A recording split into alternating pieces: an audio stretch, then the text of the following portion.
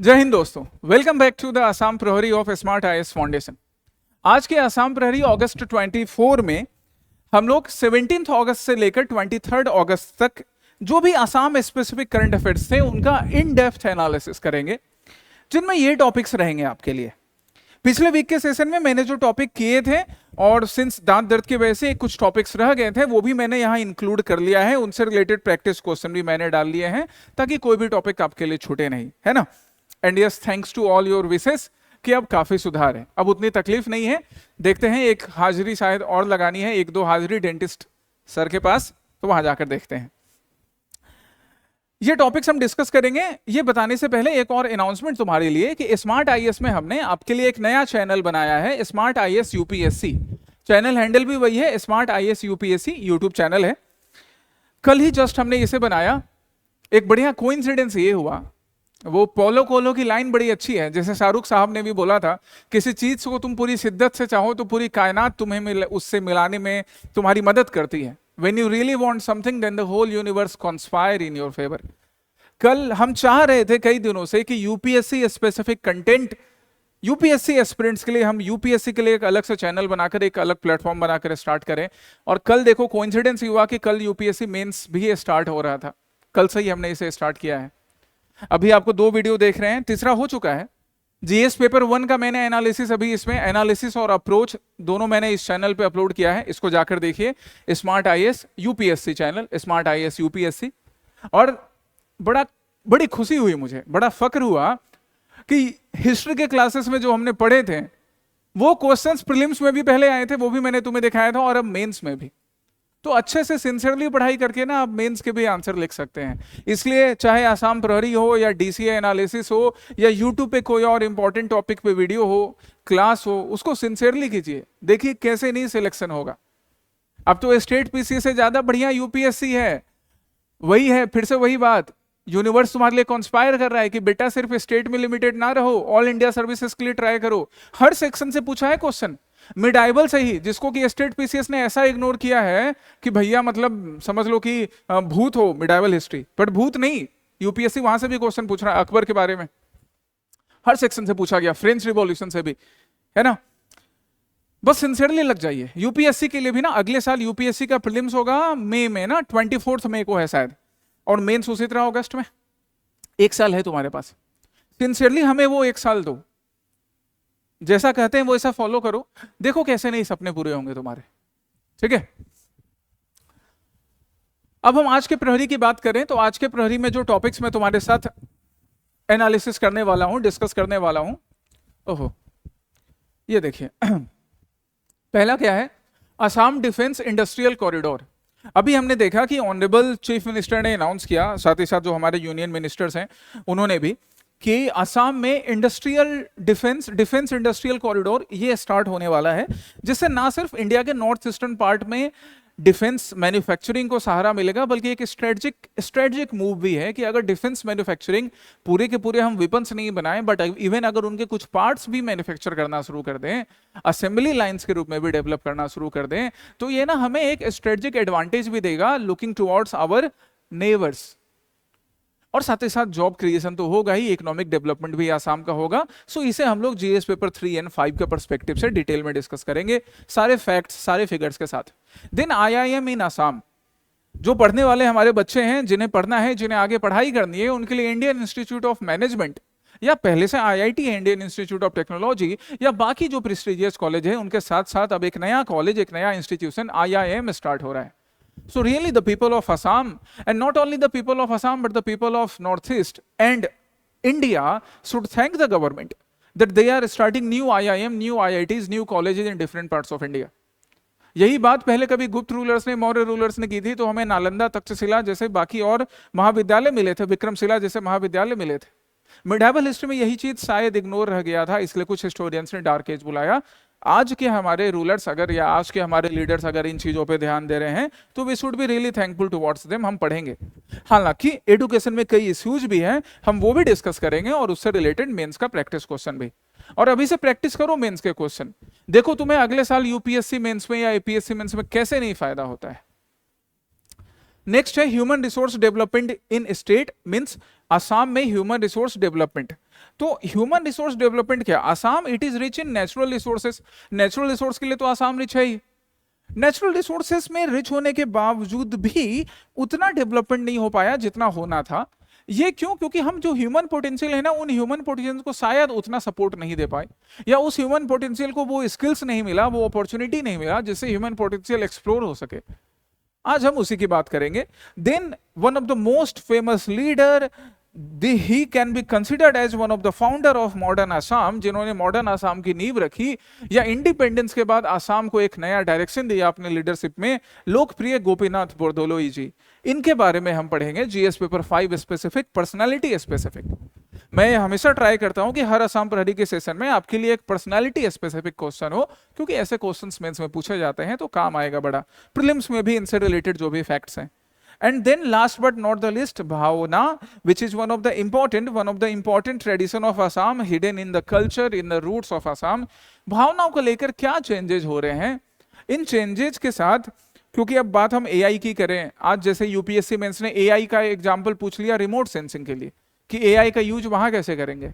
हम देखेंगे कि एआई की वजह से या चेंजिंग ट्रेडिशन की वजह से, चेंजिंग टेक्नोलॉजी की वजह से भावना में क्या इंपैक्ट पड़ रहा है, कैसे इसके परफॉर्मेंस को लेकर कुछ इश्यूज आ रहे हैं वो, और फिर बाकी प्रैक्टिस क्वेश्चंस प्रीलिम्स और मेंस दोनों के। अब ये रहा रीड एंड रिफ्लेक्ट का सेक्शन। कल भी जो यूपीएससी का, कल यूपीएससी ने फर्स्ट कौन सा पेपर हुआ था, कल एसए का पेपर है ना, अगस्त 22 को, और आज कौन सा पेपर हो गया, GS paper 1 and GS paper 2। तो तुम ये पेपर देखोगे ना, आपको ये से एकदम क्लियरली फिर से मालूम पड़ जाएगा कि पढ़ना जरूरी है, अच्छा कंटेंट पढ़ना जरूरी है, जिससे आपकी रीडिंग कैपेबिलिटी बढ़ेगी, आपकी लर्निंग कैपेसिटी बढ़ेगी, आप इसको परफॉर्म कर पाओगे। So that's why perform, read कीजिए, इसलिए ये रीड एंड रिफ्लेक्ट का सेक्शन मैंने अटैच किया है, रीड एंड रिफ्लेक्ट। आज मैंने तुम्हें अगस्त 9 का एक टॉपिक दिया है आसाम ट्रिब्यून का, data driven road to growth. ये ना आपको मेंस के आंसर लिखने में बहुत हेल्प करने वाला है, क्योंकि यहाँ पे आपको वो डाटा मिलेंगे जिस डाटा से आप जीएस पेपर 2 में या जीएस पेपर 3 में या इवन जीएस पेपर 5 में भी डेवलपमेंट से रिलेटेड बाकी चीजों को, किसी गवर्नमेंट स्कीम को, किसी इंफ्रास्ट्रक्चर डेवलपमेंट पार्ट को, जीडीपी को, स्टेट जीडीपी को, इन सबसे रिलेटेड आंसर्स लिख सकोगे। दूसरा है सिटीजन्स रोल इन डेमोक्रेसी। ये सारी चीजें ना ऐसे के लिए डायरेक्टली काम आ जाती हैं बाबू, एथिक्स के लिए भी आती है। इवन एथिक्स क्या, आज भी जीएस पेपर 1 में यूपीएससी में देखना, एनालिसिस में जीएस पेपर 1 में जो क्वेश्चन पूछा, क्या क्वेश्चन पूछा उसमें कि सिविल सर्विसेज जो है वो किस तरह से प्रोफेशनलिज्म और नेशनलिस्ट कॉन्साइंस को साथ में लेकर चल सकता है। कितना बढ़िया क्वेश्चन है, एथिक्स को जीएस पेपर 1 में पूछा गया रिलेट करके। सो दैट्स व्हाई रीड कीजिए और रिफ्लेक्ट कीजिए फिर अपने आंसर में, वही आपसे एक्सपेक्टेड है। आ जाइए पहले टॉपिक पर। अच्छा, दिस इज द चैनल, बता ही चुका हूं मैं आपको इसके बारे में। पहला टॉपिक हमारा क्या है, Assam defence industrial corridor. Assam defence industrial corridor, हम इसके ना सारे एस्पेक्ट्स डिस्कस करेंगे, सारे एस्पेक्ट्स इसके डिस्कस करेंगे कि आसाम इंडस्ट्रियल डिफेंस कॉरिडोर का क्या सिग्निफिकेंस है आसाम में, क्या चैलेंजेज हैं, क्या नीड है, कैसे वे फॉरवर्ड आगे निकाला जा सकता है, वो सब कुछ। सबसे पहले इंट्रोडक्शन की बात करें कि भाई डिफेंस इंडस्ट्रियल कॉरिडोर क्या होता है, किसको हम डिफेंस इंडस्ट्रियल कॉरिडोर बोलेंगे। तो डिफेंस इंडस्ट्रियल कॉरिडोर गाइज वैसे रीजन्स हो गए, वैसे एरिया हो गया जो कि इंडिजीनियस प्रोडक्शन ऑफ डिफेंस। आप यहां देख सकते हैं the honourable union minister of defence and honourable chief minister of Assam. In leaders, जो हमारी प्रेजेंट अभी गवर्नमेंट है, इन लीडर्स का या बाकी हमारी प्रेजेंट गवर्नमेंट का यही व्यू है कि इंडिजीनियस प्रोडक्शन, चाहे वो डिफेंस के फील्ड में हो या फिर वो गारमेंट्स के फील्ड में हो, ज्वेलरी के फील्ड में हो, टॉयज के फील्ड में हो, खिलौने बनाने के लिए, वो भी इकोनॉमिक डेवलपमेंट का काम करेगा, कल्चर भी प्रिजर्व करेगा, है ना। तो इस चीज के लिए लीडर्स क्या करें, इंडिजीनियस प्रोडक्शन को बढ़ावा दे रहे हैं। हमारा डिफेंस कॉरिडोर वही होता है, इंडिजीनियस प्रोडक्शन को बढ़ावा देने वाला कॉरिडोर हमारा हो गया डिफेंस इंडस्ट्रियल कॉरिडोर। अब इसके लिए क्यों ऐसा हम कर रहे हैं, क्यों इतना एफर्ट डाल रहे हैं, तो एफर्ट इस वजह से डाल रहे हैं because we have made a target कि हम $200 to 250 billion capital expenditure for defence procurement, इतना हमारा है कि इतना हम हो सकता है नेक्स्ट 10 ईयर्स में कैपिटल एक्सपेंडिचर हो डिफेंस प्रोक्यूरमेंट पे। हम जितना ज्यादा से ज्यादा इंडिजीनियस प्रोडक्शन करेंगे, हमें बाहर से खरीदने पे कम पैसा खर्च करना पड़ेगा, इवन हम सेल कर पाएंगे, कर भी रहे हैं कई डिफेंस टेक्नोलॉजी, कई हमारे weapon system, make in India को भी बूस्ट मिलेगा। चलिए, तो हमें सिग्निफिकेंस समझ में आया और बाकी डिटेल सिग्निफिकेंस भी देखेंगे। ये इंट्रोडक्शन था। असम में डिफेंस इंडस्ट्रियल कॉरिडोर स्टार्ट होने से पहले इंडिया के बाकी कई जगहों पर, जैसे उत्तर प्रदेश, तमिलनाडु, महाराष्ट्र, यहाँ पे ऑलरेडी डिफेंस कॉरिडोर स्टार्ट हो चुके हैं, इन पर काम चल रहा है। अब असम जो कि नॉर्थ ईस्ट के लिए एक स्ट्रेटेजिक लोकेशन है, यहाँ इसकी बात की जा रही है। जब हम उत्तर प्रदेश, तमिलनाडु, महाराष्ट्र की बात करते हैं तो आगे के सेशन में हमें यह भी ध्यान रखना है that what we have learned from Uttar Pradesh, Tamil Nadu, Maharashtra, कि उत्तर प्रदेश, तमिलनाडु, महाराष्ट्र के एग्जाम्पल से हमने क्या सीखा, वहां पर क्या चैलेंजेज आए थे, जो चैलेंजेज हो सकता है कि आसाम में भी आए, कुछ यूनिक चैलेंजेज आए, और उन चैलेंजेज से किस तरह से उत्तर प्रदेश, तमिलनाडु और महाराष्ट्र की सरकार ने डील किया, उसे भी हमें सीख लेना है ताकि हम यहां पे इंप्लीमेंट करवा सके एज ए सिविल सर्वेंट जो कि तुम बनोगे। चलो, पहले डिफेंस इंडस्ट्रियल कॉरिडोर का एक बार आप विजन देख लें। तो हमारा टारगेट क्या है गवर्नमेंट ऑफ इंडिया का, $25 billion bye 2025 from $12.5 billion in 2019-20। मतलब आज से लगभग 5 साल पहले 2019-20 के टाइम में हमारा जो डिफेंस प्रोडक्शन था, डिफेंस से रिलेटेड प्रोडक्शन, इंडिया का जो इंडिजीनियस डिफेंस प्रोडक्शन है वो 2019-20 में लगभग $12.5 था। इसको डबल करना, $25 बिलियन टारगेट है हमारा, 25 में इतना हो चुका है, हम इसको और इंक्रीज करेंगे। एनुअल रेट 15% के ग्रोथ से ये इंक्रीज हुआ है, ठीक है। So that's really a good thing. हम इसको 2025 से 30 तक और तेज करने की कोशिश कर रहे हैं, जिससे हमारा एक्सपोर्ट में और ज्यादा, डिफेंस में हम जब एक्सपोर्ट करेंगे उससे स्ट्रेटेजिक रिलेशन भी अच्छे बनते हैं। अब अभी पाकिस्तान अमेरिका इतना क्यों चिल्लाता है? इसलिए अमेरिका अंकल चिल्लाता है बिकॉज अमेरिका से वेपन्स लेता है, बाकी टेक्नोलॉजी लेता है, दैट्स वाई। फिर हम बात करेंगे indigenisation goal, achieving 70% indigenisation in the defence sector by 2025। हालांकि इस चीज को अभी थोड़ा और बढ़ाने की जरूरत है, 2025 से 30 करने की जरूरत है, कि हम लोग जो हमारा डिफेंस इक्विपमेंट्स है, डिफेंस प्रोडक्शन है, उसमें हम ज्यादा से ज्यादा इंडिजेनाइजेशन ला सके। किन एरियाज में? तो हमारे एरियाज होंगे जैसे ब्रह्मोस, डिफरेंट मिसाइल सिस्टम्स, हम मिसाइल सिस्टम के साथ साथ बाकी जो गियर्स होते हैं, जैसे आप यहाँ पे बुलेट प्रूफ जैकेट्स देख सकते हो, आप यहाँ पे टैक्टिकल हेलमेट्स देख सकते हो, और बाकी इन सारी चीजें, ड्रोन्स हो, बुलेट्स हो, है ना, रेडार्स हो, आर्मर्ड व्हीकल्स हो, इन सब चीजों के फील्ड में पूरा का पूरा हम मैन्युफैक्चरिंग नहीं भी कर पाए तो हम कुछ पार्ट मैन्युफैक्चर करें और फिर उसे किसी पर्टिकुलर प्लेस पे जाकर असेंबल कर सकें, इसमें सब में स्कोप है। So that's why not only Tamil Nadu, developed states like Tamil Nadu, but other states they also have the potential. बाकी स्टेट में भी पोटेंशियल है कि वहां पे डिफेंस इंडस्ट्रियल कॉरिडोर सेटअप किए जा सके। Now what is the objective? हम ऑब्जेक्टिव की बात करें, हम असम स्पेसिफिक अगर ऑब्जेक्टिव की बात करें या पूरे ओवरऑल इंडिया स्पेसिफिक ऑब्जेक्टिव की बात करें, तो पहला ऑब्जेक्टिव है economic growth of the state. जब उत्तर प्रदेश में, तमिलनाडु, महाराष्ट्र में डिफेंस कॉरिडोर बनाए गए तो इससे ना सिर्फ उत्तर प्रदेश, तमिलनाडु, महाराष्ट्र के लोगों को रोजगार मिला, बल्कि उस रोजगार के साथ साथ एक डिफेंस कॉरिडोर ना बाकी नई इंडस्ट्रीज को भी अट्रैक्ट करता है, जिससे economic development, overall economic development उस रीजन का होता है। तो यही सेम चीज अब अभी किसके साथ रेप्लिकेट करने की जरूरत है? असम के साथ, ताकि असम में भी ग्रोथ उतने ही तेजी से बढ़ सके, ठीक है। Next, fulfilling indigenisation requirement. Ministry of defence का जो टारगेट है कि भाई हम 70% तक इंडिजीनियस प्रोडक्ट यूज करें, 100% तक इंडिजीनियस प्रोडक्ट यूज करें, उसके लिए हमें डिफेंस कॉरिडोर रिक्वायर्ड होता है। Indigenisation of defence manufacturing, make in India को सपोर्ट करना, $250 बिलियन प्रोड्यूसिंग, मतलब 2025 strengthening the make in India by producing equipment worth $250 billion by 2025, reducing dependency on imports, imports पे dependency कम करना, ये जो 250 बिलियन वाला टारगेट है इसको और ज्यादा इंक्रीज करना। डेवलपमेंट ऑफ MSMEs, MSMEs का डेवलपमेंट, MSMEs का डेवलपमेंट, अब तुम बोलोगे कि सर MSMEs में ये तो मीडियम माइक्रो स्केल के एंटरप्राइजेज है, यहाँ पर हम पूरा का पूरा ड्रोन कैसे बना लेंगे? हम ड्रोन पूरा नहीं बनाएंगे, बट ड्रोन का एक हिस्सा बनाएंगे ना। जो मैं असेंबली की बात कर रहा था, असेंबली ऑफ प्रोडक्ट्स, हम ये भी तो कर सकते हैं डिफेंस इंडस्ट्रियल कॉरिडोर में। जब कॉरिडोर बनाया जाएगा तो वहां पे एक रीजन होगा, वहां पे एक पार्ट बन रहा है, दूसरे रीजन में दूसरा पार्ट बन रहा है, और फिर असेंबली के लिए एक थर्ड रीजन को यूज किया गया। हम क्या करेंगे, यहां से जैसे सपोज यहां बुलेट्स, चलिए हम ड्रोन का बात कर रहे थे ना, हम ड्रोन का बात कर रहे हैं, तो हम क्या करेंगे, यहाँ पे ड्रोन से रिलेटेड इंजन की बात, यहां पर हमें ड्रोन में जो भी टेक्निकल सपोर्ट चाहिए, टेक्निकल सपोर्ट के लिए जो भी इक्विपमेंट्स चाहिए, हम उन इक्विपमेंट्स का मैन्युफैक्चरिंग करेंगे। हम एक और यूनिट बना लेंगे, यहां पर क्या करेंगे, यहाँ पे असेंबली करने का काम करेंगे। तो इस तरह से हम small micro, medium small micro enterprises के थ्रू भी क्या कर सकते हैं, डिफेंस मैन्युफैक्चरिंग को बढ़ा सकते हैं। इकोनॉमिक अपॉर्चुनिटी तो क्रिएट होगा ही। Employment and skill development.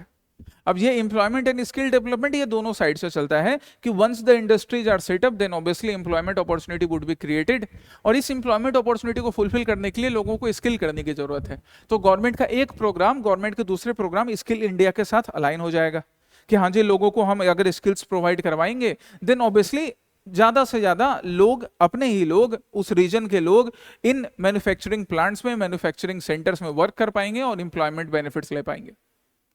अब हम डिफेंस कॉरिडोर की जरूरत नॉर्थ ईस्ट इंडिया के लिए देखते हैं कि नॉर्थ ईस्ट इंडिया के लिए इस डिफेंस प्रोडक्शन, डिफेंस कॉरिडोर की क्या जरूरत है। नॉर्थ ईस्ट इंडिया के लिए डिफेंस कॉरिडोर की अगर हम बात करें तो due to the rising defence production, India का जो डिफेंस प्रोडक्शन है जो अराउंड 1,50,590 करोड़ 2024-25 में छू चुका है, जैसा मैंने तुम्हें बताया कि हमने लगभग 15% ग्रोथ हमने देखा है डिफेंस प्रोडक्शन में, 25 बिलियन बाय 2025। तो ये चीज ना अगर नॉर्थ ईस्ट के रास्ते हो तो नॉर्थ ईस्ट में ऑब्वियसली इकोनॉमिक बेनिफिट होगा, नॉर्थ ईस्ट को इकोनॉमिक बेनिफिट का फायदा पहुंचेगा, ना सिर्फ असम को बल्कि बाकी नॉर्थ ईस्टर्न स्टेट्स को भी। और जब हम डिफेंस मैन्युफैक्चरिंग करेंगे तो इससे हमारा ऑब्वियसली डिफेंस मैन्युफैक्चरिंग के लिए एक चैलेंज क्या होता है, इंफ्रास्ट्रक्चर डेवलपमेंट। तो अगर हम डिफेंस मैन्युफैक्चरिंग प्लांट के लिए इंफ्रास्ट्रक्चर डेवलप करेंगे, that infrastructure, that road, that railway, that air network can be used for other industries as well. Overall industrial development होगा नॉर्थ ईस्ट का। इंडिजिनाइजेशन का जो पुश होना है वो तो होगा ही नॉर्थ ईस्ट को ध्यान में रखकर। Logistic imperative, faster supply of critical equipment through forward basis in Arunachal Pradesh and Nagaland. अब चाहे हम म्यांमार की बात करें, चाहे हम चाइना की बात करें, तो कहीं ना कहीं हो सकता है कि आज थ्रेट नहीं हो, आज हमारे रिलेशन चाइना के साथ भी अच्छे हो रहे हैं, म्यांमार हमारे लिए कोई बड़ा थ्रेट कभी नहीं रहा, बट वहां पे कुछ ग्रुप्स हैं जो इंडिया को डिस्टर्ब करने की कोशिश करते हैं। अगर हम नॉर्थ ईस्ट में ही डिफेंस इक्विपमेंट प्रोड्यूस कर रहे हैं देन ऑब्वियसली लॉजिस्टिक इंपरेटिव जो है कि फॉरवर्ड बेसिस तक हमारे डिफेंस इक्विपमेंट्स पहुंचने में कई बार थोड़ी देर हो जाती है, वो देरी नहीं होगी, इसका फायदा हमें होगा।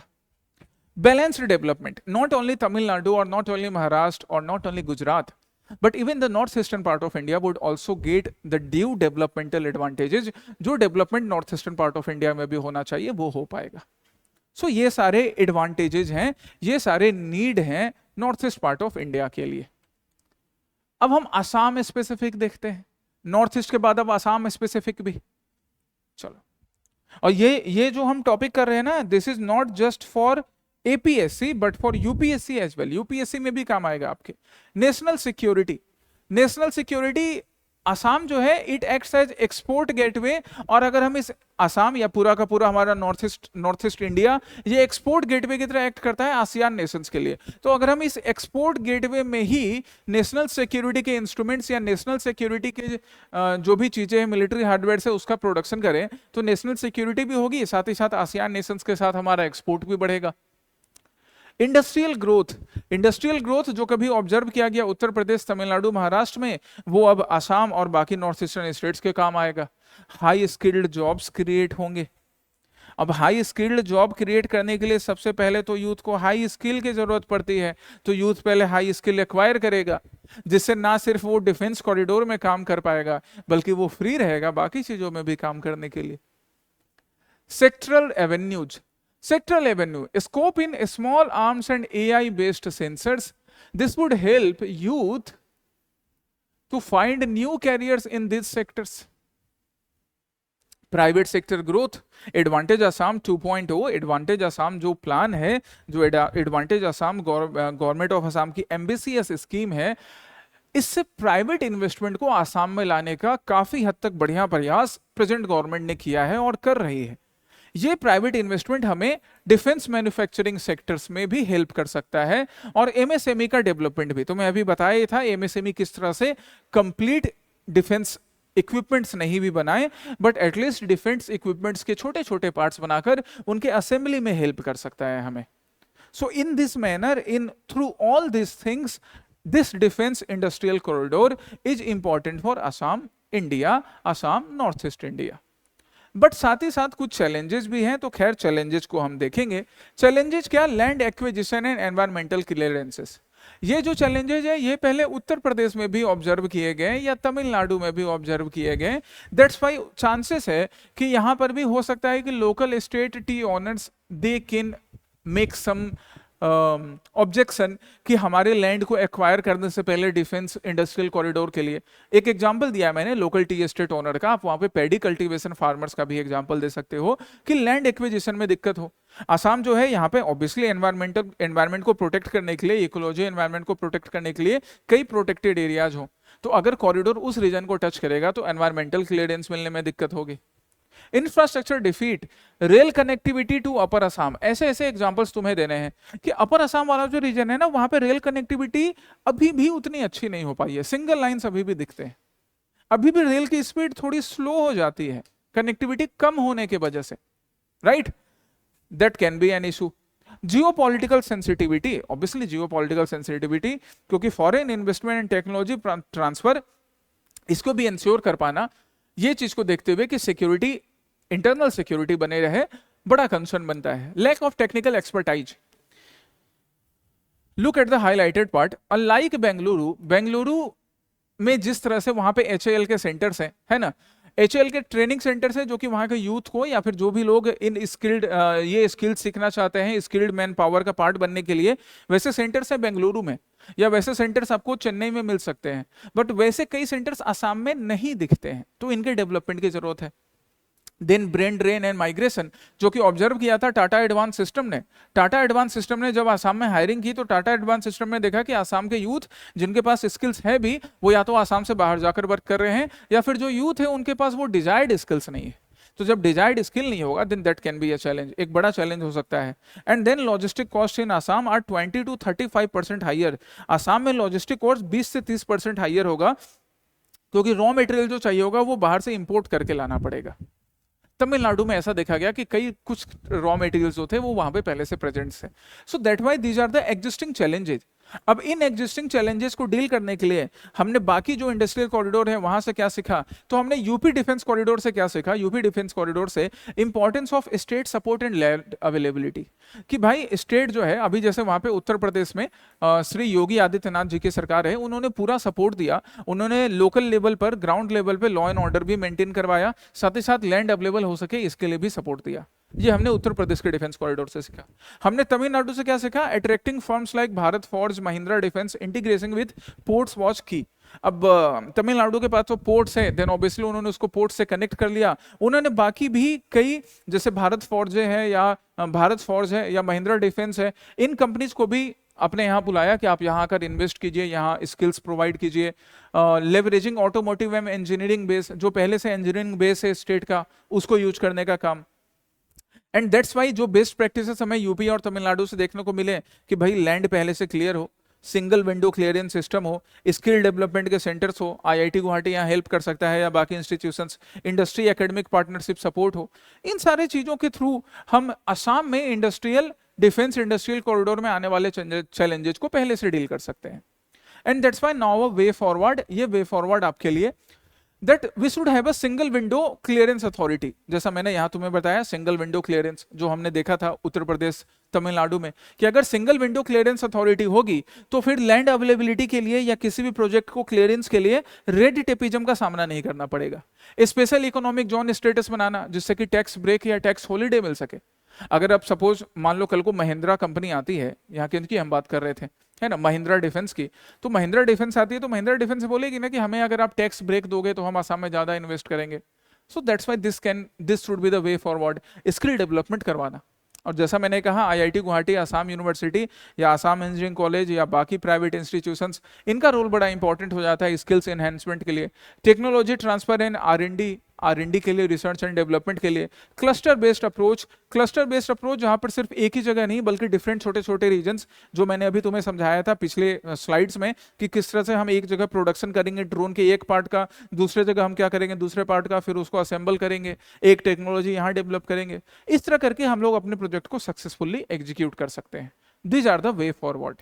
And now this is the mains based practice questions on Assam defence industrial corridor. ये आपका मेंस का प्रैक्टिस क्वेश्चन है जो लिखकर तुम मुझे दिखाओगे। ओके, नेक्स्ट टॉपिक आ जाइए, नेक्स्ट टॉपिक पर।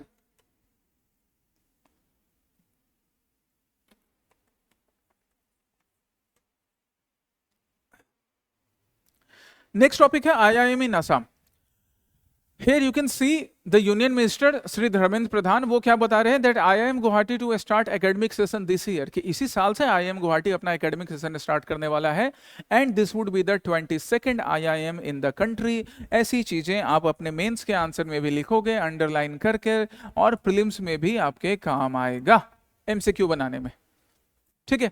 So like IIT, national law university, AIIMS पहले से आसाम में एग्जिस्ट कर रही है, अब एक IIM भी जो कि आसाम के लिए पहला है और नॉर्थ ईस्ट के लिए दूसरा, क्योंकि पहले से एक IIM कहां पर है गाइस, शिलोंग में। Now come to the details, अब हम इनके डिटेल्स पर चलते हैं। तो हम डिटेल की बात करें तो सबसे पहले हम सिग्निफिकेंस देखेंगे, that what is the significance of IIM for north east. North east के लिए, आसाम के लिए क्या सिग्निफिकेंस है।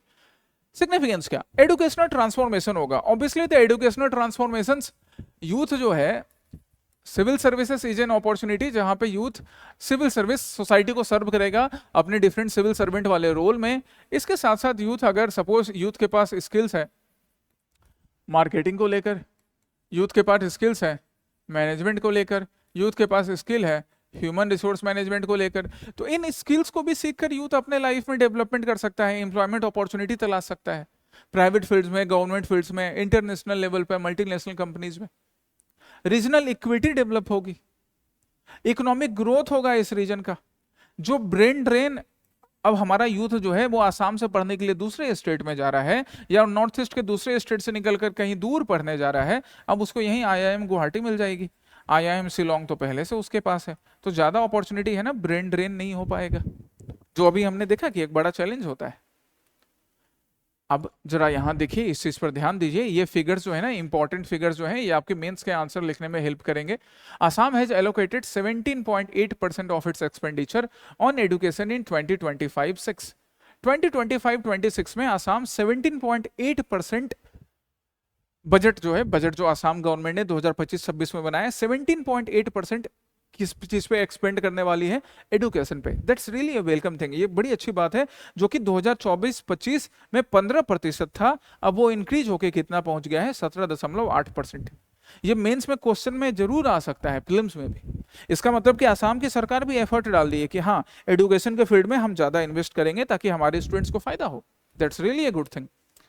अब हम ब्रॉडर विजन की बात करते हैं, आप आदरणीय प्रधानमंत्री को जी को देख सकते हैं।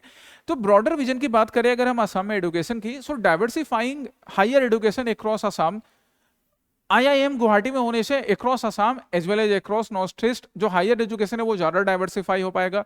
It will fulfil the global aspirations. Global aspiration कैसे फुलफिल करेगा, साउथ ईस्ट नेशंस का, इनका ग्लोबल एस्पिरेशंस की ये IIM आसाम में या IIM शिलोंग में, IIM गुवाहाटी या IIM शिलोंग में आकर पढ़ सकेंगे। एंड पॉलिसी कंटिन्यूटी, जो पॉलिसी कंटिन्यूटी है कि नॉर्थ ईस्ट का भी डेवलपमेंट हो, सबका साथ सबका विकास हो, उस सबका साथ सबका विकास पॉलिसी को भी कंटिन्यूटी मिलेगी। But there are some challenges, ये कुछ चैलेंजेज हैं, उसी को मैंने यहाँ ऐसे हेडिंग बनाकर लिखा है रिक्वायरमेंट्स, क्योंकि चैलेंज एग्जिस्ट कर रहे हैं इसलिए हमें रिक्वायरमेंट की जरूरत होती है। क्या है भाई challenges, infrastructure development, we need proper infrastructure in terms of classroom as well as digital infrastructure, है ना, डिजिटल भी और क्लासरूम मतलब फिजिकल इंफ्रास्ट्रक्चर दोनों की। तो फिजिकल एंड डिजिटल इंफ्रास्ट्रक्चर दोनों को बेहतर बनाने की जरूरत है, क्योंकि अभी भी देखा जाता है क्या कि upgrade is required in the existing infrastructure of Guwahati university and other universities of state. So that's why we need this, ये हमारे लिए एक चैलेंज है जिसको सही करना है। दूसरा क्या, curricular reform and alignment. Curriculum reform and alignment क्या, सिविल सर्विसेज भी AI के बारे में पूछ रही है कि AI का यूज हम रिमोट सेंसिंग में कैसे कर सकते हैं, कैसे हम रिमोटली कलेक्टेड डाटा को AI के हेल्प से बेटर एनालाइज करके, बेटर स्टडी करके। अब हम बात करते हैं माजुली रीजन का, कि माजुली रीजन में ड्यू टू क्लाइमेट चेंज और different region, Majuli is losing its land. ये पिछले सेशन में तुम्हारे साथ मैंने किया था ना कवर, असम प्रहरी में। तो हम रिमोट सेंसिंग से डाटा कलेक्ट करके कि अच्छा माजुली रीजन में, इस रीजन में पर्टिकुलर इरोजन हो रहा है या इस रीजन में इंक्रोचमेंट हो रहा है, अब उस डाटा को हम AI की हेल्प से स्टडी करके एक सस्टेनेबल सॉल्यूशन दे सकते हैं। So that's why there is a need की करिकुलम रिफॉर्म हो जिसमें AI यूज हो सके या बाकी स्किल्स यूज हो सके। As well as teacher training and capacity building. Teacher training की भी जरूरत है कि टीचर सिर्फ कन्वेंशनल मैनर में ना पढ़ाकर बच्चों को न्यू टेक्नोलॉजी के बारे में पढ़ाएं, उनके अंदर वो जील अराइज करवाएं, उनके अंदर वो ललक हो कि वो कुछ नया सीख सके।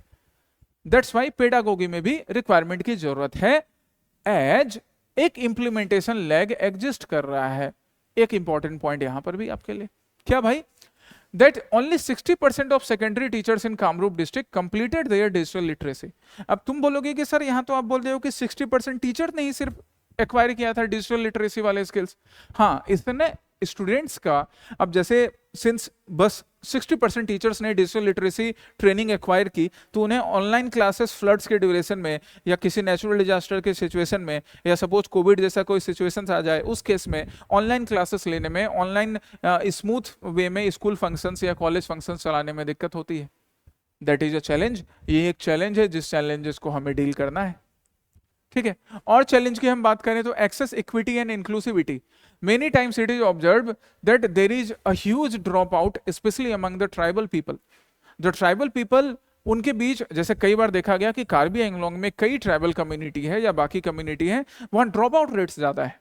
तो ये ड्रॉप आउट रेट इसलिए ज़्यादा है क्योंकि सरकार को फाइनेंशियल सपोर्ट के साथ साथ इंस्टीट्यूशनल सपोर्ट, इंफ्रास्ट्रक्चरल सपोर्ट भी देना होगा, ताकि लोग कॉलेज दूर होने के वजह से, स्कूल दूर होने के वजह से, हायर स्कूल दूर होने के वजह से अपने क्लासेस मिस ना करे, है ना। ये चीज ध्यान देना सरकार की जिम्मेदारी है।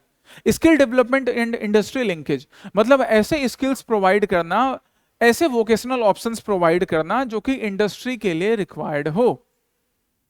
तब जाकर जो IIM गुवाहाटी जिस तरह से असम के लिए या पूरे नॉर्थ ईस्ट के लिए IIM जिस विजन के साथ स्टार्ट किया गया था, तब वो विजन फुलफिल हो पाएगा जब हम इन चैलेंजेस को, इन रिक्वायरमेंट्स को फुलफिल कर सके। तो अदरवाइज सिर्फ IIM गुवाहाटी के एस्टेब्लिशमेंट से वो चेंज नहीं होगा जो चेंज एक्सपेक्टेड है, जिसकी उम्मीद है। नाउ ये मेंस का प्रैक्टिस क्वेश्चन आपके लिए, this mains practice question based on formation of IIM Guwahati and other challenges which are present in the educational sector. The next question is human resource development. State में human resource का development करना, इस पे best question. Human resource, natural resource की बात करें तो north east India, Assam या नॉर्थ ईस्ट इंडिया के बाकी states, they are not left behind. Natural resource के फील्ड में कहीं पर भी पीछे नहीं रहे, बट ह्यूमन रिसोर्स में काम करने की सच में अभी और ज्यादा जरूरत है, तब जाके वो पोटेंशियल पूरा यूज हो पाएगा, है ना। और इसलिए देखो, मैं अपने ये सेशन जो भी देखेंगे वो मेरे स्टूडेंट्स हैं, तो तुमसे तो मैं फ्रैंकली बोल सकता हूँ ना गाइस कि मेहनत और करने की जरूरत है, आपको ना मेहनत और करने की जरूरत है। आप कई बार देखते होगे ना अपने आसपास, अपने दोस्तों के रूप में, अपने टीचर्स में, या कहीं सुनते होगे कि बिहार में, उत्तर प्रदेश में स्टूडेंट्स दिन रात लगे हुए पढ़ाई में, उनको मैथ्स से डर नहीं लग रहा है, वो यूपीएससी एग्जामिनेशन से नहीं घबरा रहे हैं, सिर्फ स्टेट पीसेस में कन्फाइंड नहीं है, जो काम मिल रहा है वो काम कर रहे हैं। उसके पीछे दो रीजन होता है। एक रीजन की वहां पे रिसोर्स स्कार्सिटी भी है, इसके वजह से मजबूरी में आपको करना तो है, अदरवाइज आपका कैसे भाई रोजी रोटी कैसे चलेगा। और दूसरा ये कि बचपन से ना अपने पास के सीनियर को देखकर, अपने बड़ों को देखकर यही सिखाया है कि भाई मेहनत तो करो, मेहनत का कोई ऑल्टरनेटिव नहीं है। और सच में मेहनत का कोई ऑल्टरनेटिव नहीं है। तो मेहनत का कोई ऑल्टरनेटिव नहीं है, ये तुमने भी सीखा है, और तुम्हारी जिम्मेदारी है कि तुम अपने आने वाले जनरेशन को, अपने आसपास के लोगों को सिखाओ।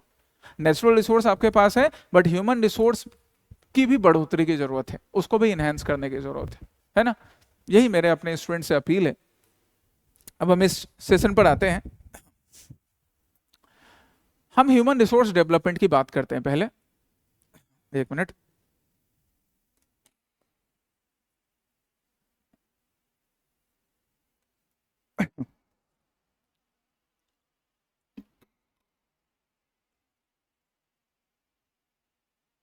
हम बात करते हैं ह्यूमन रिसोर्स डेवलपमेंट की।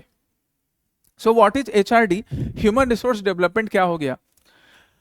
Human resource development is actually a process of improving people's knowledge, skills and ability through education, training, healthcare service and empowerment। मतलब ये एक डेफिनेशन है जो आप यूज कर सकते हो अपने मेंस के आंसर में, इसलिए मैंने एक बार तुम्हें पढ़कर बता दिया कि अगर हम सपोज किसी को मेंटरिंग एंड कोचिंग देने का काम करें, जैसे मैं अभी तुम्हारे लिए कर रहा, हम टैलेंट मैनेज करने का काम करें कि अच्छा ये पर्टिकुलर एक कॉलोनी है और इस कॉलोनी में क्या है, इसमें 10 ग्रेजुएट्स हैं, और ये जो 10 ग्रेजुएट्स है इसमें 2 लोगों ने ITI की है, so they have skills for suppose mobile repairing की, इसमें से 5 लोगों ने इन्होंने मेडिकल की पढ़ाई की है या पैरामेडिक्स हैं। तो ये 5, इन 7 लोगों के लिए डिफरेंट सेक्टर्स में इनके स्किल एनहांसमेंट के लिए या जॉब के लिए और क्या कर सकते हैं, टैलेंट मैनेजमेंट करना, ये ह्यूमन रिसोर्स हो गया। नॉलेज मैनेजमेंट करना, टेक्नोलॉजी बेस्ड डेवलपमेंट करना, उन्हें लीडरशिप के बारे में सिखाना, है ना। आईआईटीज, आईआईएम या बाकी जो यूनिवर्सिटीज होती है ना गाइज, जैसे लोगों के मन में एक मिसकंसेप्शन होता है कि आईआईएम में जाकर सिर्फ एमबीए करते हैं, ऐसा नहीं है गाइज। मैं खुद अभी कोर्स किया है मैंने जो, और अभी एक दूसरा कोर्स जो कर रहा हूं वो लीडरशिप डेवलपमेंट, आपके अंदर लीडरशिप डेवलपमेंट के लिए, डिजिटल मार्केटिंग के लिए, सर्च इंजन ऑप्टिमाइजेशन के लिए, कंटेंट राइटिंग के लिए आईआईएम और आईआईटी क्लास करवाती हैं। And that is actually the advantage कि जब आईआईएम यहां बन रहा है या आईआईटी यहां पर एग्जिस्ट कर रही हैं, तो इससे कितना फायदा हो सकता है। बस आपको अपने ना सोच का दायरा बढ़ाने की जरूरत है कि अच्छा हम कंटेंट राइटिंग भी आईआईटी से या आईआईएम से सीख सकते हैं, वैसे भी कोर्सेस होती हैं, है ना। अब तुम पहले से इंजीनियर हो या सपोज कि आप सिविल सर्वेंट हो, अब आपको एमबीए करने की तो अभी रिक्वायरमेंट है नहीं, लेकिन आप कंटेंट राइटिंग सीखकर कुछ अच्छा लिख सकते हैं ना, ब्लॉग, तो वो आप आईआईएम से सीख सकते हैं। मैं पहले से टीचर हूं, मैं एमबीए करके कौन सी मार्केटिंग कंपनी में क्या प्लान बनाऊंगा, लेकिन लीडरशिप स्किल्स सीख कर, और वहां पर वही बुद्ध की और महात्मा गांधी की और मंडेला की लीडरशिप स्किल्स सिखाते हैं, वही लेसन्स में रहता है। वो सीखकर अगर मैं अपने क्लास में स्टूडेंट्स को सिखाऊं तो मेरे स्टूडेंट्स का भला होगा ना, हमारा फायदा होगा ना, कि हमारे अंदर लीडरशिप क्वालिटीज नई नई आएंगे। दैट्स व्हाट वी लर्न, यही सीखते हैं। अब हम ग्लोबल कॉन्ट्रास्ट और इंडियन कॉन्ट्रास्ट की बात करेंगे, फिर आसाम और एक इंडिया के स्टेट पंजाब की बात करेंगे ह्यूमन रिसोर्स को लेकर। तो हम यहाँ पे ना कुछ स्टेट्स का कुछ कंट्रीज का पहले एग्जांपल ले रहे हैं ग्लोबल लेवल पे, जिनके पास countries with abundant natural resource but low HRD, जैसे ब्राजील हो गया, कॉन्गो हो गया, मंगोलिया हो गया, भूटान हो गया, इनके पास नेचुरल रिसोर्स काफी है बट ह्यूमन रिसोर्स जो है वो कम है।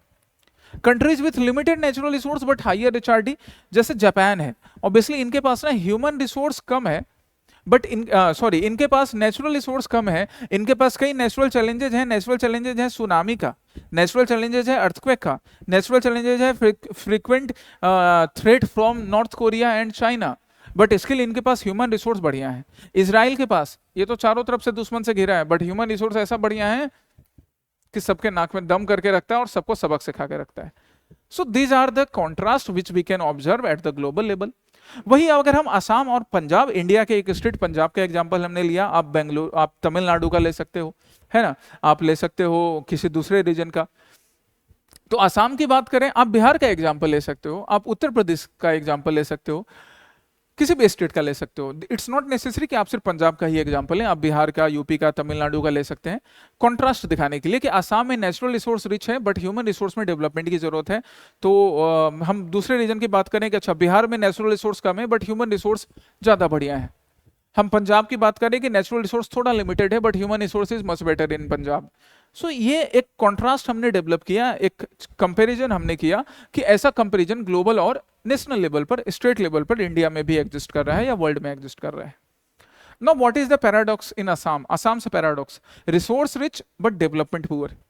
डेवलपमेंट यहाँ पे सिर्फ हम ह्यूमन इंफ्रास्ट्रक्चर डेवलपमेंट की बात नहीं कर रहे हैं, यहाँ पे जब हम डेवलपमेंट की बात कर रहे हैं तो हम कौन से डेवलपमेंट की बात कर रहे हैं? एचआरडी की, कि एचआरडी अभी जितना है ना ये इससे और बढ़िया हो सकता था। दैट्स वाई डेवलपमेंट पुअर, कि पहले से टैलेंट ज्यादा है बट वो टैलेंट को हवा नहीं लगी है, आज तक उस टैलेंट को तराशा नहीं गया है सही तरीके से, इसलिए स्टूडेंट यूपीएससी के लिए हेजिटेट करते हैं। ये बात बड़ी बुरी लगती है यार, जब हम क्लास में पढ़ा रहे हैं और वही पढ़ाए हुए क्वेश्चन आपके यूपीएससी के प्रीलिम्स मेंस में आते हैं, तो फिर तुम क्यों नहीं अटेम्प्ट करोगे?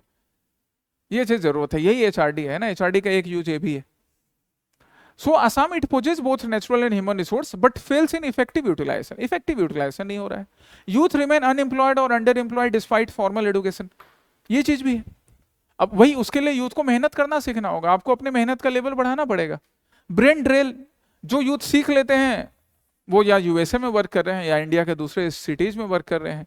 20+ lakh registered educated unemployed youth, this is really a concern for any state कि 20 लाख से ज्यादा रजिस्टर्ड अनएम्प्लॉयड यूथ हैं, रजिस्टर्ड हैं, सोचो अनरजिस्टर्ड कितने होंगे। So this is really a challenge for Assam कि यहाँ पे ह्यूमन रिसोर्स डेवलपमेंट की कितनी ज्यादा जरूरत है ना, ये फिगर से याद रखिएगा। अब हम कोर चैलेंज की बात करें, what is the core challenge? तो कोर चैलेंज है moderate literacy levels and the gaps which are existing. जैसे आसाम में 72.19% with 77.85% for males and 66.27% for females. 2011 census के अकॉर्डिंग आसाम के लिटरेसी रेट की अगर हम बात करें तो मेल और फीमेल के बीच में एक अच्छा खासा गैप दिख रहा है, 77 से लेकर 66-7 तक का। और ये जो गैप है ना मेल और फीमेल के लिटरेसी गैप का, ये जितना कम होगा उतना बढ़िया, तब जाके होलिस्टिक ह्यूमन राइट डेवलपमेंट होगा। हाई ड्रॉप आउट रेट्स, अभी भी मैंने तुम्हें पहले एग्जांपल दिया कि dropout rates hilly regions में या कई ऐसी कम्युनिटीज हैं जो कई बार डिस्प्लेसमेंट की वजह से, किसी एथनिक क्लैश की वजह से, किसी टेंशन की वजह से ड्रॉप आउट होता है। गर्ल्स का ड्रॉप आउट होता है स्कूल्स से, या किसी पर्टिकुलर ट्राइबल स्टूडेंट है, अभी सेकेंडरी स्कूल उसके घर के पास थी, वो गया, बट हायर सेकेंडरी स्कूल या कॉलेज अब उसके घर के पास नहीं है, दूर है, बट रोड अच्छी नहीं है, बेचारा कैसे स्कूल जाएगा? गुवाहाटी आकर नहीं पढ़ाई कर सकता है, कैसे पढ़ेगा? ये चैलेंजेस हैं। And so high unemployment rate are existing, unemployment rate at 7.9%। These are the concerns, ये कंसर्न्स हैं, एक्चुअल चैलेंजेस हैं। एग्रीकल्चरल सेक्टर डिपेंडेंस, चावल भात खाना, उससे पीठा बनाकर खाना, चीला बनाकर खाना, रोटी खाना, ये सिर्फ असम का नहीं है कि असम का स्पेसिफिकेशन है। बिहार में भी चावल खा रहे हैं लोग, बंगाल में भी खा रहे हैं, असम में भी खा रहे हैं, नागालैंड में भी खा रहे हैं, त्रिपुरा में भी खा रहे हैं, तमिलनाडु में भी खा रहे हैं, पर फिर भी असम और बिहार कैसे पीछे रह जाता है तमिलनाडु से? एग्रीकल्चर पे ज्यादा डिपेंडेंस होना, जिससे डिसगाइज्ड अनएम्प्लॉयमेंट क्रिएट होता है। डिसगाइज्ड अनएम्प्लॉयमेंट क्या कि पहले इतनी जमीन थी जिसपे घर के दो मेंबर्स ये खेती कर रहे थे, अब इसमें घर के 2-3 और लोग जुड़ गए, 5 मेंबर खेती कर रहे हैं। दिख तो रहा है कि एम्प्लॉयमेंट है, बट एक्चुअली में एम्प्लॉयमेंट कुछ जनरेट नहीं हुआ, डिसगाइज्ड अनएम्प्लॉयमेंट, एग्रीकल्चर पे ज्यादा डिपेंडेंस की वजह से। Low workforce participation, only 42.9% are active workers. क्यों भाई, बाकी लोगों को काम नहीं करना है क्या? And under employment among the youth. These are some of the core challenges which are existing, some of the core challenges which are existing in Assam. Core challenges है, और ये फिगर्स आपको ना रटना नहीं है, आप आंसर लिखना एक बार, ये सेशन पढ़ने के बाद आप पीडीएफ को भी रेफर कर सकते हो, रेगुलर इंटरवल पे रिवाइज करते जाओ, ये फिगर्स याद होते जाएंगे, है ना? रटना नहीं है, वो कोशिश नहीं करना, दैट इज रॉन्ग। तो वे फॉरवर्ड क्या है, कैसे हम लोग एचआरडी को इंप्रूव कर सकते हैं? सबसे पहले हम एजुकेशन सेक्टर की बात करेंगे। Strengthening the education infrastructure, both kind of infrastructure, पहले भी तुम्हें समझा है, physical as well as digital infrastructure. Digital infrastructure के एक्सेस को भी हम Indian Institute of Management Guwahati में बना रहे हैं, IIM गुवाहाटी बना रहे हैं, लेकिन हमारा जो एक स्टूडेंट है जो कार्बी एंगलोंग रीजन में रह रहा है, जो कचार वैली वाले रीजन में रह रहा है, जैसे सपोज जो कहाँ रह रहा है, जो शिव सागर में रह रहा है, अब वो नहीं आकर यहाँ पढ़ाई कर सकता है। तो क्या होना चाहिए कि IIM गुवाहाटी में या IIT गुवाहाटी में या बाकी किसी कॉलेज में वहाँ पे ऑनलाइन कोर्सेज भी होने चाहिए कि वो वहाँ से घर बैठकर भी कंप्यूटर से स्किल्स सीख सके। And that thing is required. हर कोई कॉलेज के कैंपस में आकर पढ़े, ऐसे नहीं पॉसिबल हो पाएगा, ये संभव नहीं है। दैट्स वाई डिजिटल इंफ्रास्ट्रक्चर की भी जरूरत है। इंटरनेट कनेक्टिविटी भी बढ़िया होनी चाहिए, that is also a part of digital infrastructure. Then क्या, promoting vocational and skill training programs, vocational and skill training programs at different levels, जिसमें हम स्किल आसाम जैसे इनिशिएटिव को यूज कर सकते हैं, जिसने लगभग 50,000 यूथ को 2023 से लेकर अभी तक ट्रेन किया है। Encouraging startup and MSMEs, startup and MSMEs को इनकरेज करना और डिजिटल डिवाइड रूरल और अर्बन पॉपुलेशन के बीच कम करना, these are some of the way forward through which we can improve the human resource in Assam. इसमें आसाम के कुछ अच्छे इनिशिएटिव भी हैं जो ऑनरेबल CM की लीडरशिप में चल रहे हैं, जैसे Atmanirbhar Assam scheme, startup Assam for incubation support, Atal Amrit Abhiyan, Mukhyamantri Mahila Udyamita Abhiyan and establishment of Assam Skill University. These are some of the examples of government schemes through which government is trying to enhance the skills, through which government is trying that the human resource potential of Assam can be utilized fully. Okay, and now the mains based practice question on this discussion of this topic. इस topic पर based ये आपका mains वाला practice question हो गया। Next हम पढ़ेंगे श्री लोकप्रिय गोपीनाथ बोरदोलोई जी के बारे में।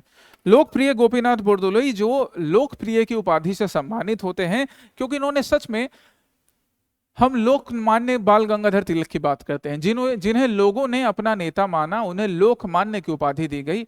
इन्हें लोगों ने अपना नेता माना और अपने से इनके साथ अपना प्यार जताया। इनके प्यार को लोगों ने महसूस किया, इसलिए लोकप्रिय की उपाधि से सम्मानित किया गया। तो ऐसे ऐसे टाइटल्स दिए जाते हैं, लोकप्रिय, लोकहितवादी, लोकमान्य, लोकनायक। कौन कौन है जरा सोच के बताओ, तब तक पानी पी लेता हूं मैं, जरा जल पी लेता हूं।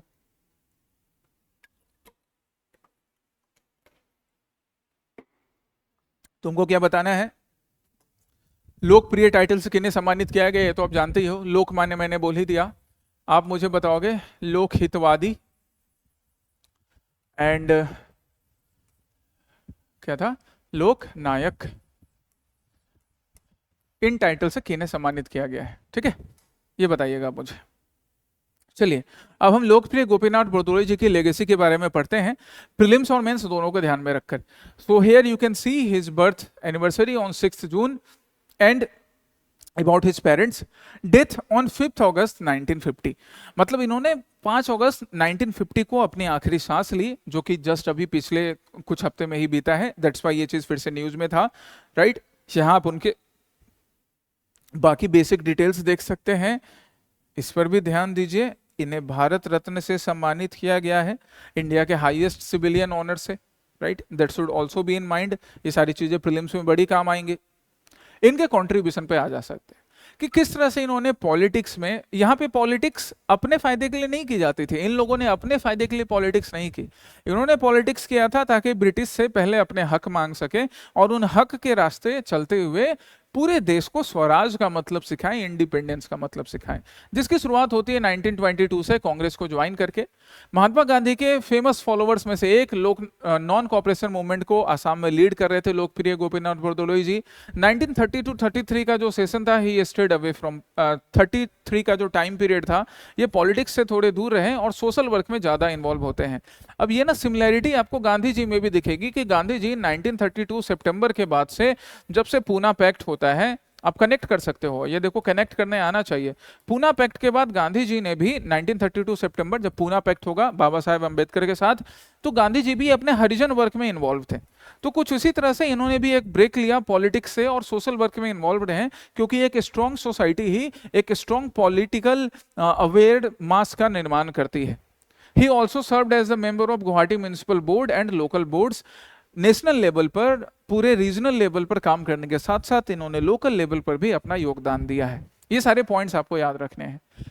फ्रीडम स्ट्रगल की हम बात करें तो 1942 जब ऑल इंडिया कांग्रेस कमेटी या कांग्रेस वर्किंग कमेटी ने डिसाइड किया कि कांग्रेस वर्किंग कमेटी के मेंबर्स कांग्रेस की मिनिस्ट्री रिजाइन करेंगी। क्यों रिजाइन करेंगी?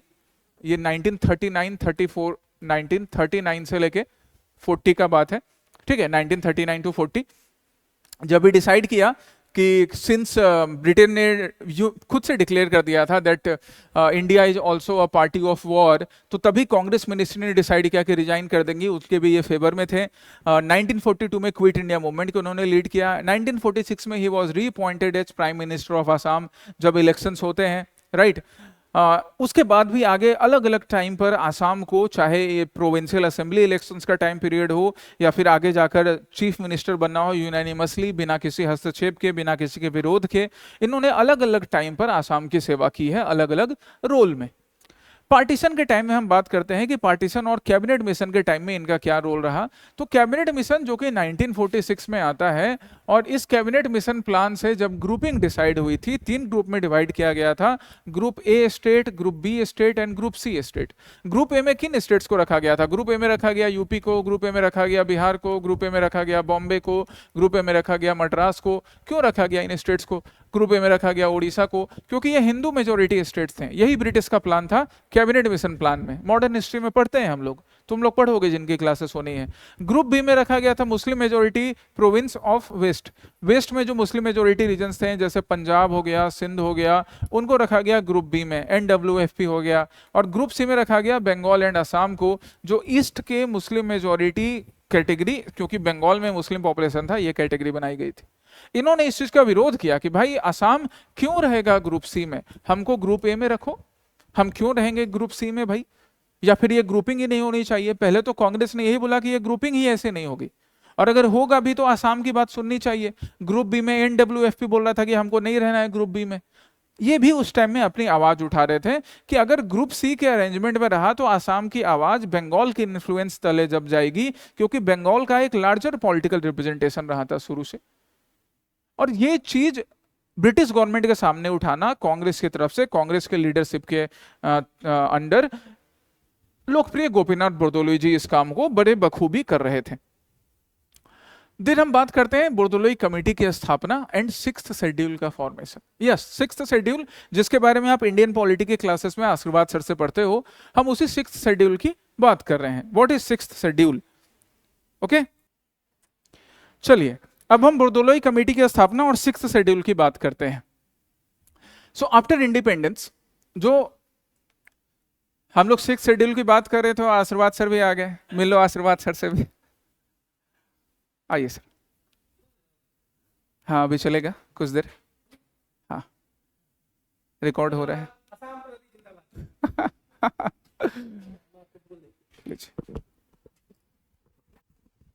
देखो, on a serious note, right, Assam paper 5 का जो डायनेमिक क्वेश्चन आएगा, मेजॉरिटी मतलब मैं 100% उसको कह के एरोगेंट नहीं खुद को प्रूव करना चाहता।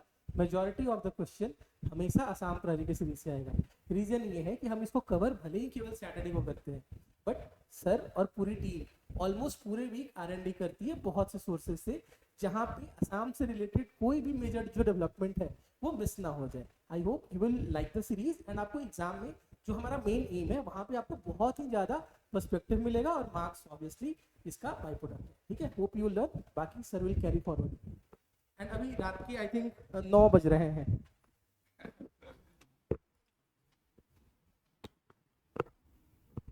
चलते हैं 2 सेकंड में। Okay guys, let's continue. बाकी सिक्स शेड्यूल आप सर से क्लास में पढ़ लीजिएगा। तो लोकप्रिय गोपीनाथ बोरदोलोई जी की लीडरशिप में ये कमेटी बनी। किस पर्पस से? कि जो ट्राइबल कम्युनिटीज थे यहाँ पर, इन ट्राइबल कम्युनिटीज के राइट्स कहीं इग्नोर ना हो जाएं, इसलिए इस कमेटी का हेड बनाया गया था लोकप्रिय गोपीनाथ बोरदोलोई जी को। और इनके रिकमेंडेशंस फाइनली हमें किस फॉर्म में दिखते हैं? सिक्स्थ शेड्यूल के फॉर्म में दिखते हैं। ओके आइए नाउ, क्या क्या रिकमेंडेशंस थे जिन्हें सिक्स्थ शेड्यूल में भी एक्सेप्ट किया गया है? ओवरव्यू देखते हैं हम, है ना। पूरा डिटेल सिक्स शेड्यूल आप क्लासेस में, पॉलिटी की क्लासेस में सर से पढ़ लीजिएगा।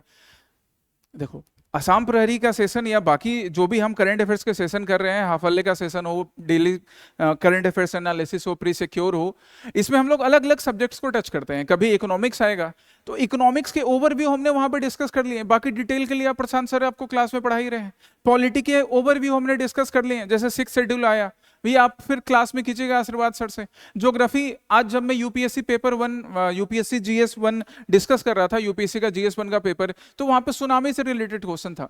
वो आप क्लास में पढ़ते हैं दीपशिखा मैम से, चाहे वो सुनामी की बात हो या अर्थक्वेक की बात हो। पैसिफिक रिंग ऑफ फायर मैंने कई बार प्री सिक्योर में भी डिस्कस किया है। हमें ना बस ये इंटरकनेक्ट करते जाना है, इंटर रिलेट करना है और सिंसियरली करंट अफेयर्स को फॉलो करना है, जैसा अभी सर ने बताया आपको भी, हमेशा हम आपको समझाते हैं। सो क्या रिकमेंडेशंस दिए गए थे? रिकमेंडेशंस दिए गए formation of autonomous district council. Autonomous district council का फॉर्मेशन करना, specially in which region? Tribal majority areas, underline it. Tribal majority area में ऑटोनॉमस डिस्ट्रिक्ट काउंसिल का फॉर्मेशन करना, so that they would have rights over laws on land, forest management, village administration and customary laws related to marriage and other practices. Safeguarding the tribal identity, because जो tribal people हैं उनके पास एक सबसे बड़ा challenge ये था कि उनकी कई ट्राइबल कम्युनिटी वो एसिमिलेट होने से इसलिए हेजिटेट करती है कि उनकी आइडेंटिटी कहीं ना कहीं उन्हें डर रहता है कि उनकी अपनी यूनिक ट्राइबल आइडेंटिटी ना खत्म हो जाए। That's why many times they hesitate to assimilate with other communities. But इस चीज को भी सिक्योर करना ये इस कमेटी ने, लोकप्रिय गोपीनाथ बोरदोलोई जी की कमेटी ने रिकमेंड किया था। Balancing with Indian union, Indian union के साथ जब आजादी मिली हमें, तो आजादी के टाइम में एक बड़ा चैलेंज ये था कि इंडिया में कई ऐसे ग्रुप्स थे, कई ऐसे छोटे छोटे रजवाड़े थे, राजा लोग थे जो चाहते थे कि उनकी अपनी आजादी हो। पर इस चीज से ना भारत की एकता, अखंडता, यूनिटी, इंटीग्रिटी को थ्रेट पहुंचना था। लोकप्रिय गोपीनाथ बोरदोलोई जी की ये जो कमेटी है उसने ये इंश्योर किया कि इंडिविजुअल रीजनल जो भी लोग हैं उनकी राइट्स भी सलामत रहें और इंडिया की यूनिटी, इंटीग्रिटी को भी कोई थ्रेट ना पहुंचे। That is their role, that is his role. Okay, then his contribution as chief minister. As a chief minister उन्होंने क्या क्या कंट्रीब्यूट किया? उन्होंने as a chief minister he protected the sovereignty of the state. Sardar Vallabh Bhai Patel के साथ closely work कर कर east में चाइना और वेस्ट में पाकिस्तान, वेस्ट में पाकिस्तान मतलब जो ईस्ट पाकिस्तान जो अभी बांग्लादेश बन गया, इसके साथ अपनी सोवरेनिटी को बनाए रखना, बरकरार रखना एक इंपॉर्टेंट रोल था as a chief minister. Refugee rehabilitation, East Pakistan से जो भी रिफ्यूजीज इंडिया आ रहे थे उनका रिहेबिलिटेशन अच्छे से करवाना। एंड कम्युनल हार्मनी मेंटेन करना। जिस हालात में आज़ादी मिली थी उस हालात में कम्युनल टेंशन कुछ ज़्यादा थे। उस कम्युनल हार्मनी को सही करना, उस कम्युनल हार्मनी को बनाए रखना, कोई भी कम्युनल टेंशन अराइज नहीं हो, ये एक चीफ मिनिस्टर की रिस्पॉन्सिबिलिटी होती है, एक लीडर की रिस्पॉन्सिबिलिटी होती है, जिन्हें इन्होंने बखूबी निभाया था। इंस्टीट्यूशनल बिल्डिंग कि क्या क्या इंस्टीट्यूशन इन्होंने बिल्ड किया, Guwahati university, high court of Assam, Assam medical college, Assam veterinary college. तो इन्होंने लोगों को एक रास्ता दिखाया कि देखो जितना पॉलिटिकल वर्क उन्हें करना था उन्होंने कर लिया, देश की सेवा नेशनल मूवमेंट में की, अब आगे इन इंस्टीट्यूशन के सपोर्ट से आगे आने वाली जनरेशन आसाम की वो पढ़ेगी और आसाम और भारत की सेवा कर सकेगी। इसके अलावा उनके और कुछ लिटरेरी कॉन्ट्रीब्यूशंस भी थे जो उन्होंने इन लिटरेचर के थ्रू किया अपने लाइफ में। लेटर जब उनकी डेथ होती है इंतकाल के बाद, है ना, उनकी अंतिम सांस लेने के बाद, फिर बाद में उन्हें 1999 में भारत रत्न से भी सम्मानित किया गया है। 2002 में पार्लियामेंट में उन्हें ऑनर करने के लिए हमारे former president Shri APJ Abdul Kalam Sahab ने इनकी एक प्रतिमा भी स्थापित की। These are his contributions. अब हम लॉन्ग टर्म इंपैक्ट की बात करते हैं कि इन्होंने आसाम में अपने काम से क्या इंपैक्ट रखा। He preserve the territorial integrity of Assam, specially जब ग्रुप सी का फॉर्मेशन हो रहा था। अभी मैंने तुम्हें बताया कैबिनेट मिशन प्लान में जब ग्रुप सी बना था जिसमें बंगाल के साथ असम को रखा गया था, और ऐसे कई चांसेस थे जब ईस्ट पाकिस्तान बन रहा था कि असम का ज्यादा से ज्यादा पार्ट चाह रही थी ईस्ट पाकिस्तान की सरकार कि ईस्ट पाकिस्तान में चले जाए, पर उस चीज को बरकरार रखना, उस चीज को मेंटेन रखने का काम लोकप्रिय गोपीनाथ बरदोलोई की सरकार ने या इनकी लीडरशिप ने किया। He maintain the linguistic identity of the state but also make it also tried that the people assimilate with other linguistic people or people speaking other languages like English, like Hindi, like Bangla. ठीक है। He also protected the indigenous rights and presented a good symbol of federal balance. वही कि indigenous right को भी protect करना, linguistic right को भी protect करना, लेकिन इंडियन यूनियन की इंटीग्रिटी, यूनिटी को मेंटेन करके रखना, ये इनका कंट्रीब्यूशन है, ये इनका एक्चुअल रोल है।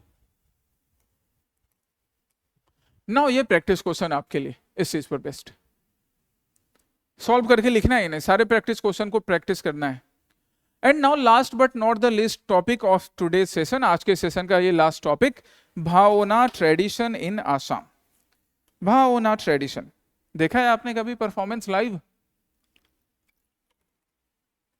खैर देखा तो होगा ही, बट कोई इसका पार्ट बनता है कि नहीं, मुझे ये जानने की एक्साइटमेंट है कि तुम में से किसी ने परफॉर्म किया है क्या? यहां आप देख सकते हैं आदरणीय श्रीमंत शंकर देव जी। चलिए भावना की हम बात करें तो भावना जेनेसिस की शुरुआत होती है ऑब्वियसली श्रीमंत शंकर देव जी के इनके बताए हुए मार्ग से। अंकिया नाट भावना या अंकिया भावना जो कि न्यू वैष्णवाइट मूवमेंट या न्यू वैष्णवाइट वर्क जो श्रीमंत शंकर देव जी के गाइडेंस में चल रहा था, इनके शिक्षा से दिख रहा था, उसी से भावना का फॉर्मेशन होता है। लैंग्वेज टर्न की बात करें भावना में तो कॉलोनियल अटेम्प्ट कई बार किया गया कि एसएमएस लैंग्वेज को और रिप्लेस किया जाए, बांग्ला लैंग्वेज या बंगाली लैंग्वेज ज्यादा असर्ट करने की कोशिश की गई, बट इसका इम्पैक्ट एक अच्छा इम्पैक्ट क्या पड़ा कि जब जब कॉलोनियल रूलर्स ने ये ट्राई किया, चाहे हम भावना की बात करें या फिर बाकी चीजों की बात करें, जब भी कॉलोनियल रूलर्स ने ट्राई किया तो लिंग्विस्टिक आइडेंटिटी और ज्यादा स्ट्रांग हुई और ये कल्चर हमेशा बढ़ता रहा। और इसी वजह से मातृभाषा भावना का फॉर्मेशन होता है which emerged as performance in Assamese, not Brajavali or Sanskrit, and so it was deepening the rural reach. किसी भी टाइप के लोकल थिएटर का या लोकल परफॉर्मेंस का, इंडिजीनियस परफॉर्मेंस का एक और मेन मोटिव क्या होता है कि रूरल रीच भी बढ़े। और अब जब उसे इंडिजीनियस लैंग्वेज में किया जाएगा ना, वहाँ के लोकल लैंग्वेज में किया जाएगा, तो रूरल रीच बढ़ने के और चांसेस होते हैं। बिकॉज जो लोग अर्बन रीजन में रह रहे हैं, those people they might understand different languages. English की तो हम वैसे भी बात नहीं कर रहे हैं, ब्रजवली लैंग्वेज वो जान सकेंगे, संस्कृत लैंग्वेज जानेंगे, but the rural people who are living in the remote areas of the rural society और the villages, they are mostly they mostly understand the indigenous language. Assam की बात करें तो एसएमएस लैंग्वेज और different languages which are being spoken in Assam. That's why मातृभाषा भावना ने वो एक बढ़िया काम किया लोकल रीच बढ़ाने का. सिग्निफिकेंस की बात करें हम मातृभाषा भावना का सिग्निफिकेंस, तो access and inclusion. Puranic literature की बात करें, महाभारत की बात करें, रामायण की बात करें, तो रामायण में या महाभारत में या पौराणिक लिटरेचर में कई ऐसे लेसन्स हैं जो लोगों तक, कॉमन फोक तक पहुंचना चाहिए. उसको पहुंचाने का काम वर्नाकुलर लैंग्वेज में, कम्युनिटी कोहेजन का काम. ये ग्रुप परफॉर्मेंस आप यहाँ देख रहे हो, यहाँ पे कुछ आर्टिस्ट ग्रुप परफॉर्म कर रहे हैं और पीछे लोग कुछ म्यूजिशियन है जो इसमें पार्टिसिपेट कर रहे हैं, टेक्नीशियन है वो पार्टिसिपेट करेंगे, एंड देन ऑडियंस हमारे तुम्हारे जैसे. जब लोग देखेंगे एक जगह आकर एक साथ परफॉर्म करेंगे एक दूसरे को हेल्प करके, then obviously community cohesion would increase, as well as aesthetic spiritual unity which help which you can see through the makeups, through different musical instruments which are being used. की transformation क्या होता है, क्या transformation ऐसा भावना में हुआ जो कि हमने ऑब्जर्व किया है और इसे प्रिजर्व करने की जरूरत है. Script and textual integrity. पहले जो भावना होता था वो पोएटिक फिलोसॉफिकल नेचर का होता था. अभी जो होता है उसमें हेवी सॉन्ग इंटरप्शंस होते हैं, शैडो डायलॉग्स होते हैं. इस हेवी सॉन्ग इंटरप्शंस के वजह से जो एक्चुअल जो नेचर था, जो कल्चर है इंडिजीनियस, जैसे कभी श्रीमंत शंकर देव जी ने या श्रीमंत माधव देव जी ने बढ़ाया था, वो कहीं ना कहीं दूर होता जा रहा है. कई बार मैंने तुम्हें क्लास में बताया है ना कि सामवेद का फॉर्मेशन इसलिए हुआ ताकि जो वैदिक मंत्र थे उसे किस तरह से पढ़ा जाए, कैसे परफॉर्म किया जाए, ये लोगों को बता सके.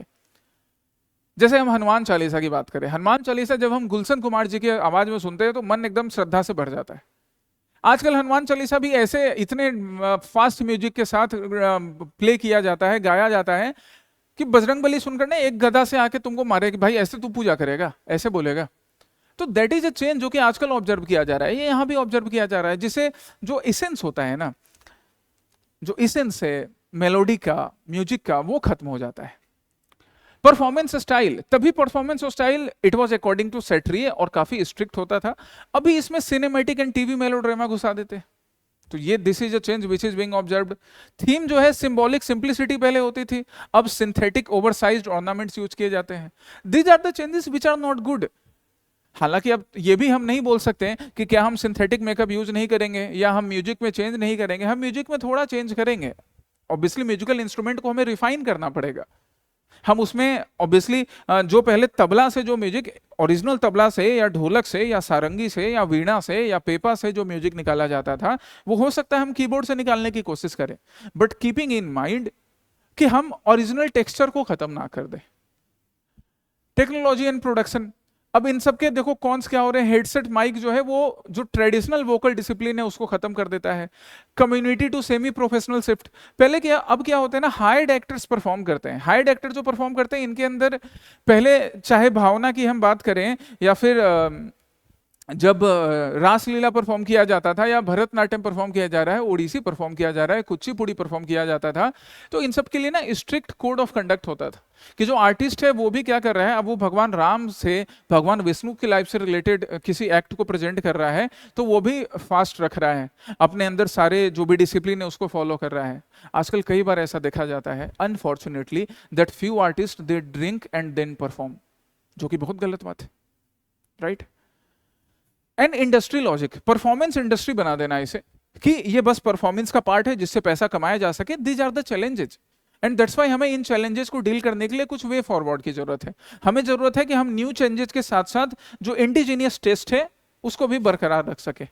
रीसेंटर द टेक्स्ट एंड भक्ति, भक्ति ही तो था जो श्रीमंत शंकर देव ने बताया था. इस भक्ति में कोई भेदभाव नहीं था, इस भक्ति में सादगी थी.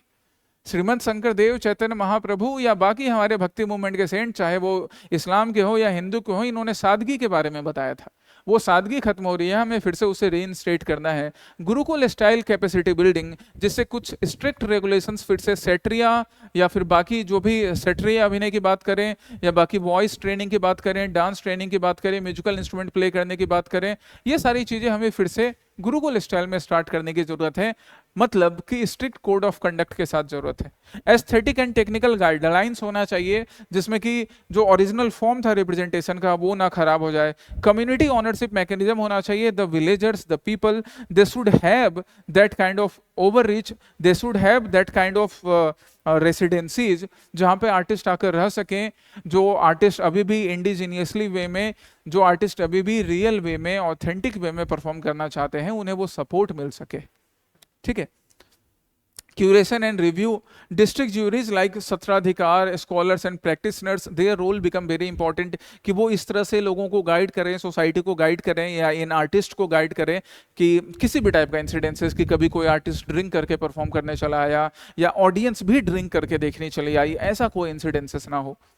डॉक्यूमेंटेशन एंड आर्काइव्स करने का काम, and policy and circuits so that targeted grants मिल सके, ऑथेंटिक प्रोडक्शन हो सके गवर्नमेंट से। गवर्नमेंट का सपोर्ट जरूरी हो ही जाता है। हम जब भी किसी भी फोक कल्चर या ट्रेडिशनल कल्चर की बात करते हैं तो उसके प्रिजर्वेशन प्रमोशन के लिए गवर्नमेंट का सपोर्ट एक बड़ा इंपॉर्टेंट पार्ट है। Okay, now the mains practice question based on it, एक 250 वर्ड्स का ये प्रैक्टिस क्वेश्चन आपके लिए, मेंस का प्रैक्टिस क्वेश्चन। ये आज के आसाम प्रहरी के सेशन में थे। रीड एंड रिफ्लेक्ट का सेशन एक बार फिर से तुम्हें याद दिलाने के लिए कि आपको ये 2 टॉपिक पढ़ने हैं। And now this prelims based practice questions, ये प्रीलिम्स बेस्ड प्रैक्टिस क्वेश्चंस।